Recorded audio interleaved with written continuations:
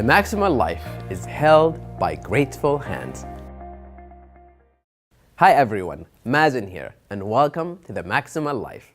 Today we're going to talk about one of the most important but often overlooked tools to longevity, happiness, and lasting success: the fine art of gratitude. And like any fine art, gratitude is mastered over time with passion and with practice. Pablo Picasso once said, "Every child is an artist. The problem is staying an artist when you grow up." When I think of gratitude, I often look to my children as role models. Children are effortlessly grateful for all the many small wonders of the world. Without even realizing it, they're constantly giving thanks through their passionate acknowledgments for the one yellow flower in a patch of red, that sprinkling of ripe berries all over their pancakes, and the feeling of floating when they play on a swing set. Of course, as we get older, life gets more complicated. We endure loss and other hardships. Responsibilities begin to pile up, and our focus cannot always be as light as a summer breeze. But that doesn't mean we cannot refresh ourselves by adding some lightness to our day. It just means that it may require some practice. Even if you have everything you want on the outside, being happy is an inside job. As you may already know, it's quite possible to attain great wealth, the best education, and an exceptional quality of life and still be unhappy. This occurs when people live with an absence of gratitude. In today's go, go, go, go culture, we're being constantly thrust towards the rush of acquisition, the ability to display financial affluence through material possessions, and the display of a luxury lifestyle is hyped to the status of royalty. But true and lasting happiness comes from within. And living a maximal life is an inside job. The very wise William Shakespeare says, "Nothing is either good or bad. It's our thinking that makes it so." Well, did you know gratitude reroutes our thinking in ways detectable by a brain scan?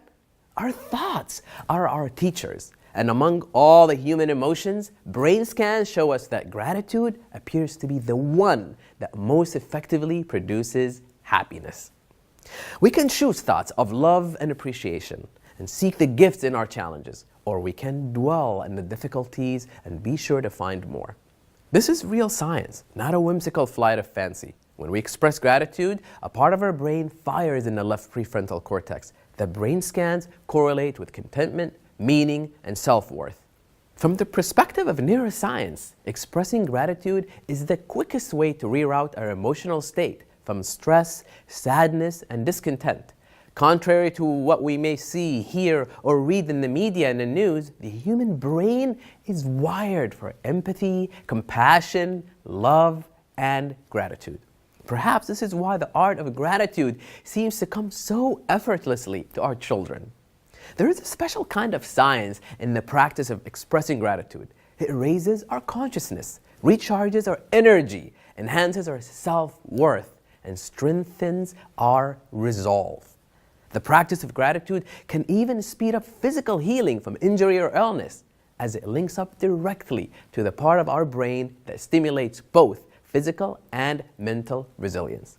Gratitude brings measurable health and well-being. You don't have to feel gratitude to be grateful.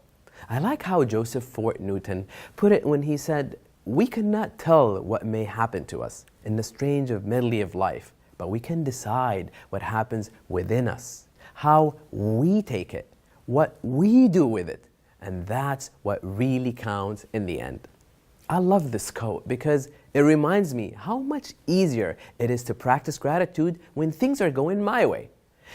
It is when I'm feeling challenged that the practice of gratitude is transformed into the fine art of gratitude. Anger, bitterness, and resentment seem to be so much easier and come more naturally in the face of loss or in the face of crisis. And let's be honest, no one feels grateful when dealing with these challenges. The famed humanistic psychologist Abraham Maslow, in his studies of mental wellness, noted that in thinking about the relations between suffering, gratitude, and growth, we need to remember the difference between feeling grateful and being grateful. No one feels grateful when they have lost a job or received devastating news or watched a relationship crumble. But gratitude is not just a feeling. Gratitude is also an attitude, a chosen posture toward life. Brother David Steiner Rest, the world's foremost teacher of gratitude, has written, "I will be grateful in all circumstances. Times that challenge us physically, emotionally, and spiritually may make it almost impossible for us to feel grateful, yet we can decide to live gratefully, courageously, open to life in all its fullness. By living the gratefulness we don't feel, we begin to feel the gratefulness we live." Wow, that is some powerful stuff. And there's some ample research to back up the benefits of adopting an attitude of gratitude. University of Washington psychologist Dr. John Gottman, an expert in marital relationships, concluded that unless a couple is able to maintain a ratio of 5 positive interactions for every 1 negative interaction, it is likely that their marriage will end. In a highly publicized study, he observed 73 couples discussing areas of conflict in their relationships. What was found to be the best way to boost the positivity ratio? Openly displaying a daily appreciation for your partner, an attitude of gratitude for your marriage. In another fascinating study by the University of Miami, they asked college students to participate in a study where one test group kept a daily journal of things for which they felt grateful, while another test group kept a daily journal of things for which they felt agitation. The results showed that the students who participated daily gratitude experienced an overall improvement in enthusiasm, determination, and energy. And what really impressed the researchers was an improvement in overall health and a decrease in physical pain. Those who practiced a daily list of the things that agitated them experienced no such benefits and even reported an increased level of stress and agitation. If we can see only our troubles, we are seeing with limited vision. According to Emiliana Simon Thomas, science director at the University of California, Berkeley, practicing gratitude leads to feelings of trust, safety, and connectedness. These feelings, she reports, may help people transition out of stressful states into more relaxed ones in a matter of minutes. Her research also revealed that adopting a regular gratitude practice is associated with reducing inflammation, lowering blood pressure, and improved sleep duration and quality. Research has proven that gratitude can even alleviate insomnia and depression. A study done at the University of Hong Kong examined the sleep patterns of people suffering from depression. The results were startling. The test group that practiced gratitude exercises benefited not only from greater sleep, but also less frequent bouts of depression. A more extensive study done on the connection between gratitude and sleep had participants jot down a gratitude list nightly before going to bed. The participants reported getting more hours of sleep each night, spending less time awake before falling asleep, and feeling more refreshed upon awaking. The finding is enormous. Sleep disturbance has long been identified as a central issue for poor overall well-being. For this reason, I've adopted this practice in my own personal life. I call it my good night gratitude. The evidence cannot be ignored. If you want to sleep more soundly, try counting your blessings instead of counting sheep. When we adopt this attitude of gratitude towards life, we are able to see how it can be tested and strengthened through adversity. Grateful feelings typically follow when good things happen, but an attitude of gratitude precedes goodness and difficulty. If we cannot appreciate the joy that already exists in our life, can we truly appreciate receiving more? When we cultivate a practice of appreciating what's already been given before challenges arrive, we can summon that appreciation even in the midst of these challenges. When faced with challenges, I'm often reminded of this simple quote by author Richard Bach. There is no such thing as a problem without a gift for you in its hands.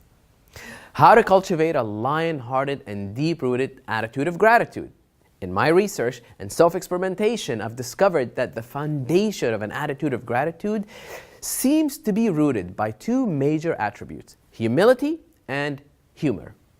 The first, humility, can be off-putting concept for some. The word itself can conjure up feelings of judgment or ideas being less than some and more than others, when in fact, true humility should never be humiliating. The best definition of humility I've found is said to be a perpetual quietness of heart. So powerful.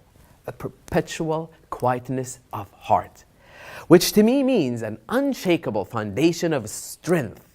Humility helps us see ourselves in true perspective, which places us in a powerful position for effecting positive change and keeps our minds open to recognizing truth around us. Another powerful finding in my research on cultivating an attitude of gratitude revealed that part of learning humility is learning to contribute to our own well-being. When we can see ourselves in true perspective, we can see where we need more time with our loved ones, more time for enjoyable hobbies, more healthful foods, more exercise, more sleep, and more play. As it turns out, it's an act of great humility to care deeply for oneself. And the truth to be told, often our greatest weaknesses prove to be our greatest strengths because they provide us with the opportunities for growth we would have never encountered otherwise. True humility should never be humiliating. Instead, it can be viewed as an honor to climb down from the ladder of judgment and comparison and take our own rightful place in this mysterious and wonderful adventure we are all on together. Living the maximal life is about more than the ability to function responsibly and realistically. It also includes the willingness to play, to take a break, to cultivate a hobby. I think of humor as an especially appealing hobby, and it requires no special equipment or travel, and it never falls out of fashion. And on that note, here are some motions you can take to cultivate your attitude of gratitude. Keep a gratitude journal. Take a few minutes every day and jot down at least 3 things in your life for which you're grateful. Write a gratitude letter. Think about someone who has played a positive role in your life and write him or write her a thank you note. It only needs to take a minute or 2, and it won't just boost your esteem, but also the esteem of the person who receives your letter. Say thank you out loud. Nothing beats a real live interpersonal acknowledgement. So the next time and anytime someone contributes to you in a meaningful way or even a simple way, share your appreciation. When you express a buoyant gratitude, you will find that people will want to catch your emotion. There is a well-established psychological law known as the law of emotional contagion, which states an emotional expression within a group has a ripple effect and becomes a shared emotion throughout the group. Make your emotion an attitude of gratitude, and your entire team will benefit from catching it. Gratitude can be practiced for anything or anyone. The farmer that plants and tends to the vegetables on your table. The truck driver that delivered those vegetables to the market where you were able to purchase them. The grocers who set them out and kept them fresh so that your family may enjoy them. And you as a customer provided the support that enables everyone to receive their wages. When you pause for a moment and begin to think of the connections between people, you cannot help out to understand the important role gratitude plays in a maximal life. When we take time for gratitude, we perceive a better world, and we step more fully into a role for making the world a better place for ourselves and our children. Maximal Achievers are true masters in the fine art of gratitude. Of course, we must still do the footwork, but we must also learn when to let go, laugh, and enjoy. We truly begin to live the maximal life when, with an attitude of gratitude, we embrace all that life brings, both great challenges and great joy. Allow me to express my gratitude to you now for joining me for this very special segment. Being a maximal achiever and living the maximal life is something that is never accomplished alone, and I wouldn't want it in any other way. Thank you. If you like what you have seen and heard, please subscribe.